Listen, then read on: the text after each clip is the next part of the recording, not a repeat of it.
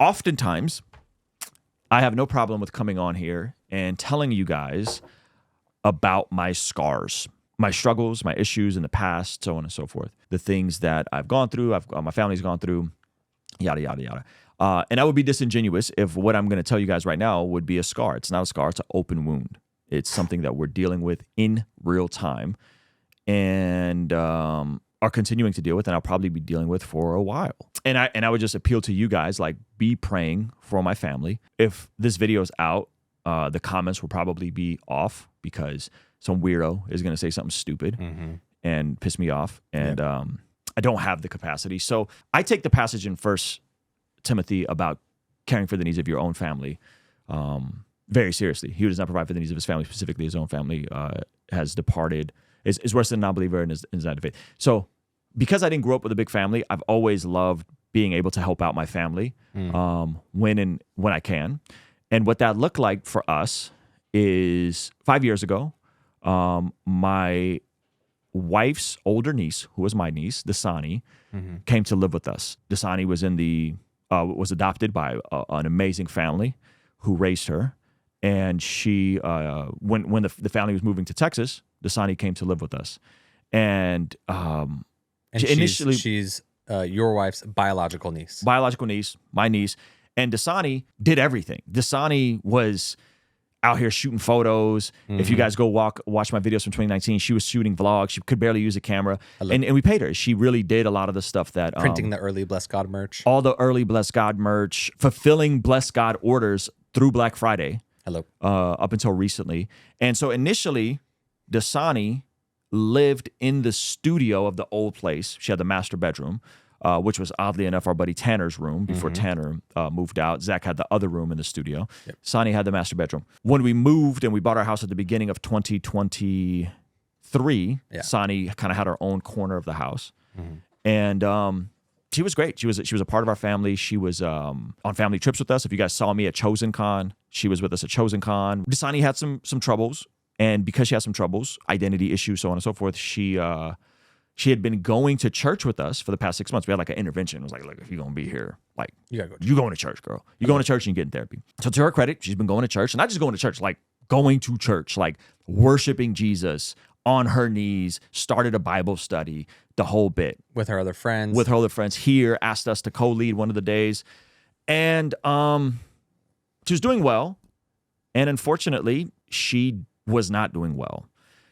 A couple weeks ago, this is Monday, December 16th, completely unprovoked, I walked in on what I thought was a seizure. I heard the glass drop, a bottle drop in the living room, walked in, asked her if she was okay. She wasn't sure. She plopped down, and I thought it was a seizure.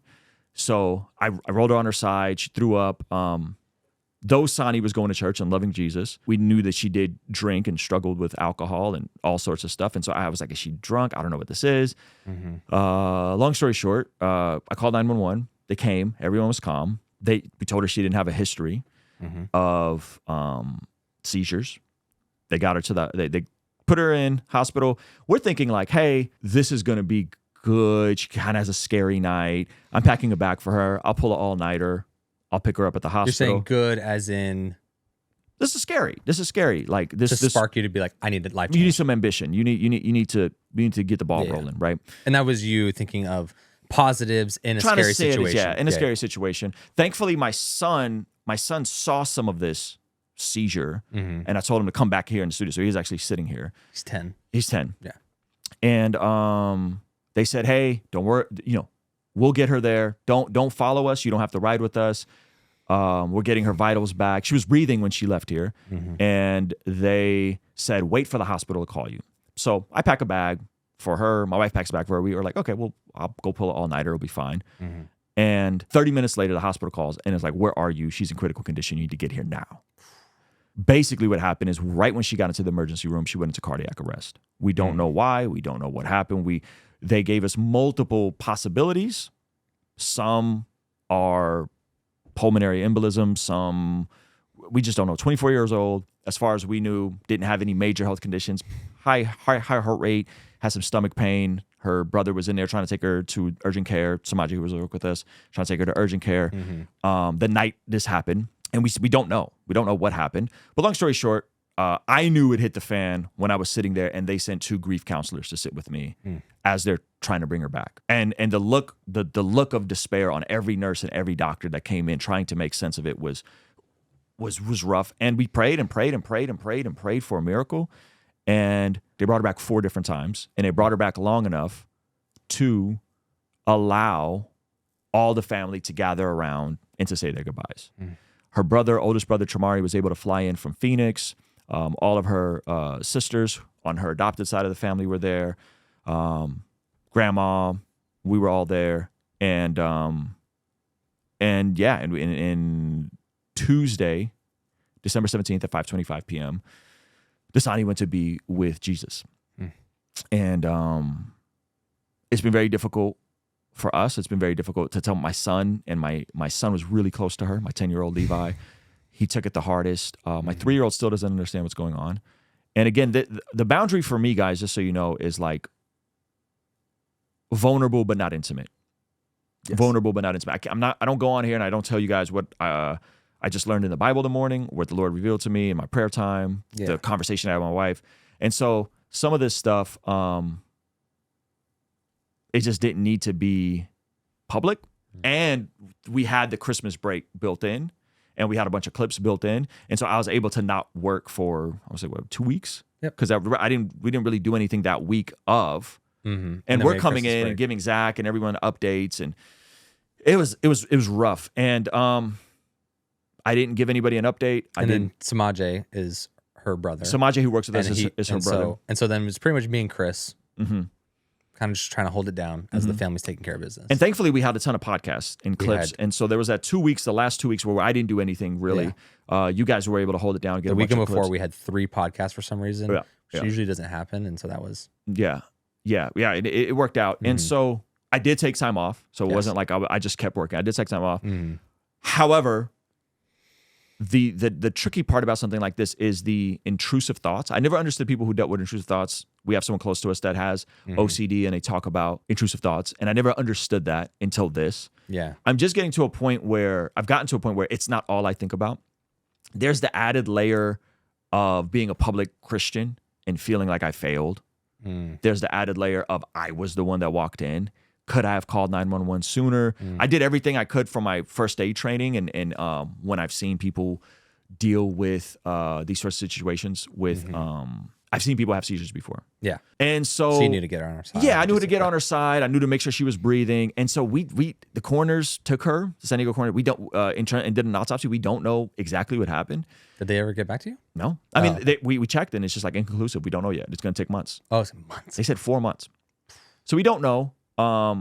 It's a trip to lose someone in your household. That's crazy. Household. There's someone that it wasn't like Sani was at dinner every day. It's not like my wife put out a plate for her every night, but she was around 3 nights a week having dinner with us. She was also a grown up when she got to us. She lived in your house. Yeah, she lived in our house. So there's a lot of she worked with what we did here. She went to the post office to send you guys' Black Friday orders. The Lord has been so gracious, and we have. Let me tell you guys, I don't know how I would go through this without a great church community. Pastor, my pastor was there. The church I transitioned from sent pastors, and the community just wrapped their arms. There was always people coming by, checking on us, sending us food, sending us gift cards. The grief counselor of that night was from Rhythm. The grief counselor that pulled up when I was like, oh, there's 2 of y'all. Like, I could tell this ain't going good. One of the grief counselors that night was from Rhythm Church and prayed with me. Hello. So we have just been so supported by Rhythm Church, by the Movement Church, loved. People calling, and I'm not gonna lie to people when they say how you're doing. So everyone from a George Janko to a Kat Von D, right? Like my extended community of people have been so gracious and so compassionate. That's great. And so I'm sharing this with you because I don't want to feel like I'm being fake. And I also don't want to overshare. So it's been a couple weeks. Yeah, right? That's fair. But I feel like there's something in this moment of these conversations. One, pray for my family. Like, for real, pray for my family. Two, pray that God would use this to save people and redeem people, specifically the celebration of life. Because I think God is going to use this to save people. Three, the questions around suffering, around why do some people get healed and some people don't get healed? Why does God answer prayers and don't answer prayers? When I was 19, my best friend, Big Mike, died, oddly enough, in that same ICU. And that was almost worse because with Big Mike, he went to the hospital, had pneumonia.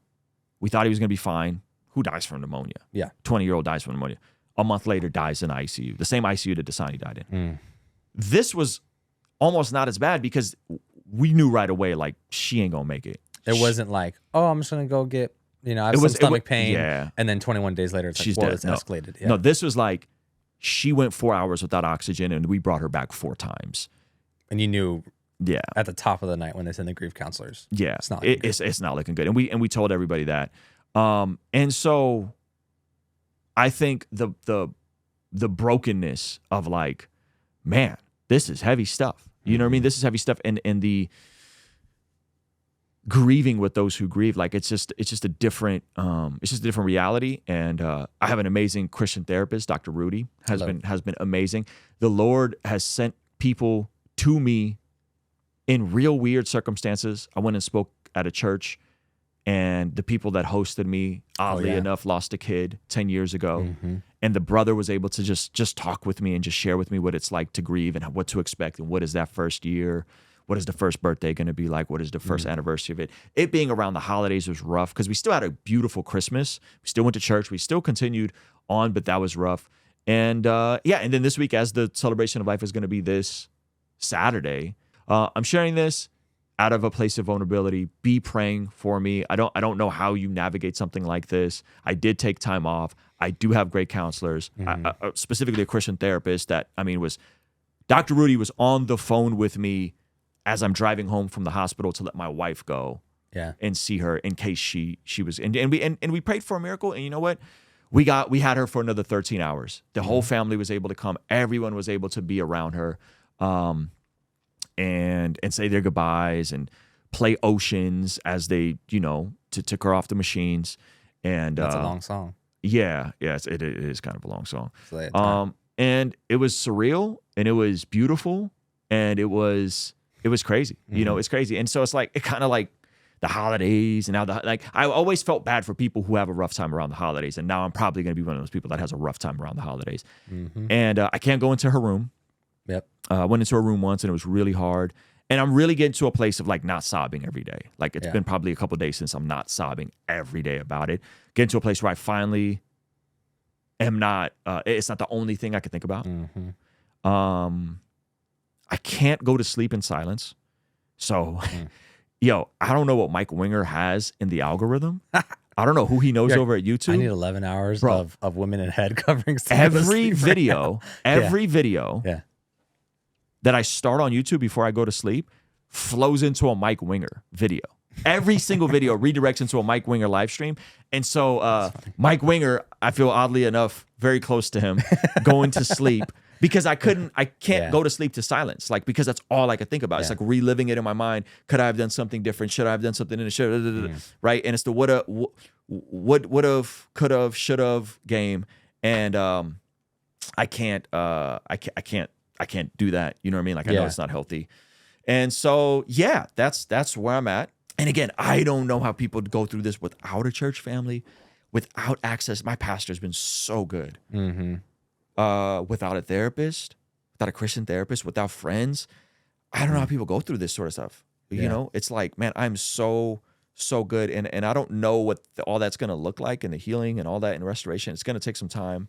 But shout out to guys like Apologia Center, elders and deacons, been praying for me, praying for our family, and keep praying for our family. All of Bless God is a family business. The only people not family is me and Chris. And so everyone else involved is, they're grieving, but still fulfilling our orders, still answering customer messages about their order, about when's it coming, and so there's a lot behind the scenes that also goes on that still has to continue to go on. And just to add to that, it's like, bro, you've been around for almost a decade. Mm-hmm. Danani was at Chris's wedding. And we had a blast together dancing. Yes, we danced to secular music. Like dancing, having a great time. Mm-hmm. We got video of us together. Chris sent me a photo of the three of us on the dance floor. Totally, yeah. Right? And Zach didn't want to get on the dance floor. I never pass on the dance floor. I do every time. And so it's like you guys were affected by this as well. Yes. You know what I mean? Yeah. It was definitely very emotionally jarring. And then just being like, all right, well, the best way we can serve you guys is just by getting all of our stuff done amidst that crazy week. Yeah. I will say that death has a sobering effect. And so as we're internally processing, where do we want to go in 2025? How do we want to grow the channel? How do we want to age up the content? Like all of these are things that you just know what the priority is. You know what you want to do. I know what I want to do. I know what I want to say. I know what I don't want to care about. Mm-hmm. I know how little. I want to debate you on tongues. Yeah, I know how little online attacks matter. I know, though they sting more in a season like this, comments sting more, criticism stings more, because it's like you have no idea what I'm dealing with in my real life with my real family, and there's pettiness over the internet. Yeah. But how little that really matters when you lose someone close to you, you know? And so, yeah, death is a very weird thing, and you're just not fully acclimated to it. I'm still waiting for Danani to come in and walk here and grab some drink and grab a Waterloo or whatever, pop in the studio, say what's up to us, chop it up. And so if you're going through stuff, man, my heart, if you're going through stuff in the holidays, my heart goes out to you. It was hard. And I would hope that the Lord comforted you the way he comforted me. And that doesn't mean that like this is all going to be easy. And that doesn't mean this isn't going to take time. And it doesn't mean that I'm not going to walk with a limp and this isn't going to affect me to some degree. It is. And that sucks. And this is the mystery and the tension I was kind of alluding to. I don't know why the Lord didn't heal her. Yes. I don't know why the Lord allowed a 24-year-old with seemingly the rest of her life, who was loved by her family, to die in the way that she died. I don't know why these sorts of things. I don't know. I don't know. And it wasn't too long ago that our buddy Tanner, same thing. And same thing. 26 years old. 26 years old. You're like, sheesh. Freshly married. It was in the same studio room. He was in the same room before, and then when he went to deal with his leukemia, Sonny took over his room. Yep. And yeah, on freaking Thanksgiving Day. Yep. You know, and so it's like we saw his parents at Chris's wedding, and we just wanted to just love on them and just be around them and hang out. And there, you know, you could tell like it still affects them. It's been 2 years, you know, and so yeah, man. So it's like, geez, this stuff is crazy. Death is meant for the old. Yeah, and it's extremely hard when it's not applied to the young. And so I would say I would say like it's just so much easier to comprehend death when someone's elderly. It is. And even though we know Sonny's with Jesus, even though we know that Sonny loved Jesus and Sonny had an encounter, had shown fruit of the encounter, it still doesn't make it okay. It just gives us some comfort. It gives you some comfort, yeah. But it doesn't make it okay. And you know, I think it comes from a place of wanting. It's like we haven't experienced eternal life with Jesus. What Wes Huff was saying. It's like we can understand that life on the eternal is better, and it's amazing, but we can't comprehend it, right? So when we see someone pass that was young, that was like on the right track and then was going through some hard times as well, we're still processing like our hope for our loved ones is that they live a flourishing life on this side of eternity and on the next as well. But when we see that what on our view is seemingly robbed of living a flourishing life on this side of eternity, be it they're too young, they're still working through stuff, yada yada yada, then that's when it's really hard for us because our experience has only been the human experience. And that's good. And so I think it's really hard when someone's young and you're like, I just wanted so much more for that life and that soul on this side. Yeah. No, that's spot on. And death sucks, but Jesus is king and he's on the throne. And ultimately there'll be a new heaven and new earth, to be absent from the body is to be present with the Lord. And that is a real hope that we hold out for. Yeah. And the sting is real. The sting is real, but I'm still I'm not mad at God. Yeah. That's the interesting, is I'm more closer to God and I have more peace and I have more perspective than ever before. So I'm not mad at God. This isn't oh my gosh, my faith is shipwrecked. Not at all. Not at all. It seems like I don't know why this happened. Yeah. I don't know why this happened. It makes no sense. But I know the Lord's still good. I know God's still good, and so yeah, that's it. That's the personal update. Pray for my family.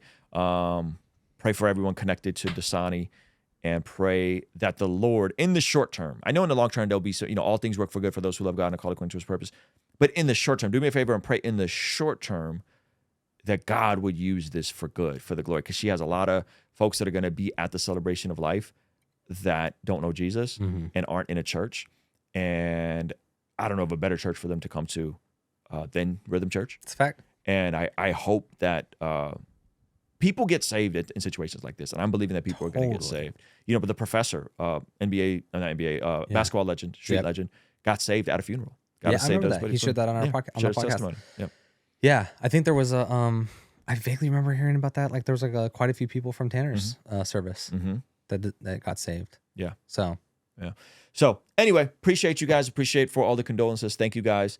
If you're watching the replay of this on YouTube, comments will probably be off, and that's on purpose because one of you bozos are going to say something crazy. So I did have a petty response to a support question. Yeah, some sarcastic. I felt like it was worthy though. About what? Oh yeah. Zach was real mad. Someone had their order delayed or something like that. It wasn't delayed. What was it? It was coming within the same amount of time that we said it would come. And they're like, if it comes, I'm going to dispute on my credit card. Yeah. This is ridiculous. Yeah. They said, why did it take 2 days to ship? They bought it Monday night. Yeah. That night, Danani goes in the hospital. Yeah. No one's shipping orders that Tuesday. Yeah. Yeah, because we're all at the hospital. Yeah. Wednesday. Poor Zach has to do my wife's job, which is customer support. It goes out Wednesday morning because Samajay is like, man, I'd rather just have routine. Yeah. And I'd rather just go to work. Yep. He comes in, fulfills the order. The dude was mad it didn't go out the next day. Yeah.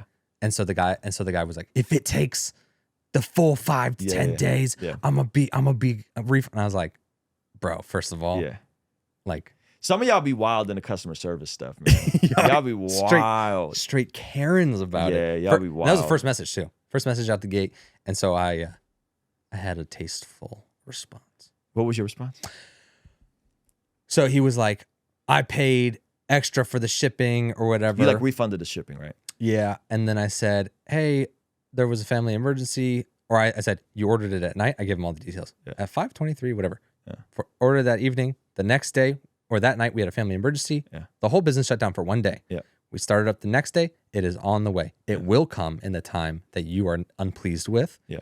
I refunded your shipping. Yeah. I hope the extra $14 makes your Christmas season a bit brighter. Zach with Betty. We understand. Blessings, Zach Sprazo. See, and this is why I'm gonna have the comments off. We understand that running a small business is tough. Do you understand how running a small business is Do you understand how tough it is? Okay. When someone in your household dies and y'all are blowing us up in the emails, you know what I mean? Because something didn't ship within 12 hours of it being ordered. Yeah. My thing was that even if someone didn't die in the household, it was still a unbelievable email to be that hot on the first message because it sent out a day later than it sent out the second day, not the first day that you ordered it. And that was like, okay, don't come at me because you waited to buy stuff for your wife last minute, freaking 4 days before Christmas. That sounds like a you problem. Yeah. Anyways, so Amazon ruined everything for the Amazon ruined everything. So yeah, Amazon ruined all of y'all. It was all of it. Y'all it was all types of jumping out the flesh. It was like, man, it's like so entitled and family and personal emergency it's like the perfect storm of like what people say, like if someone's speeding you and they cut you off on the freeway, I don't get mad because I just think about maybe they're rushing to the hospital because their wife is pregnant. Yeah. And it's like, you know, Yeah. Sometimes it actually does happen. You send an angry email and then you find out like, oh, I just roasted somebody that had a family emergency. Yeah. Yeah. So shout out to whoever that was. Yeah. But yeah, be kind to each other. Be kind to each other.